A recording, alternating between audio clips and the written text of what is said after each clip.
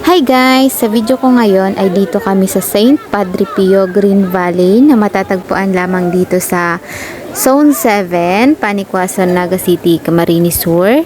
Pumunta kami dito guys September 2023 at ang entrance fee nila ay 20 pesos sa adult at 10 pesos naman sa mga bata.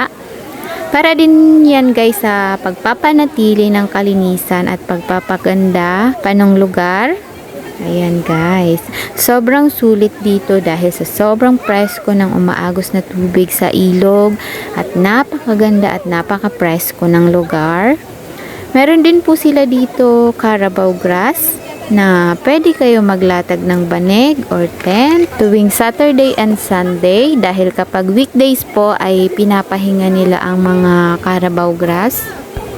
Nagsimula po silang mag-open noong taong 2022. Meron din po kayong madadaanan ng mga tindahan at meron din po silang pinapaupahan na mga cottage sa halagang 200 pesos.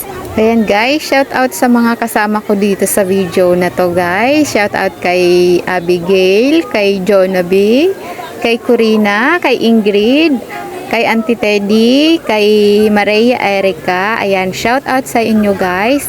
At yung mga wala po dito sa video na to guys, ay pasensya na kayo dahil kasalukuyan silang nagluluto. Yung iba ay kumakain na. Shout out Auntie Cheryl. Ligo time na ako guys at sana ay magkaroon din kayo ng oras para makapunta dito at ma-experience nyo din kung gaano kaganda at kapresko dito sa St. Padre Pio Green Valley dito sa Naga City, Camarines Sur.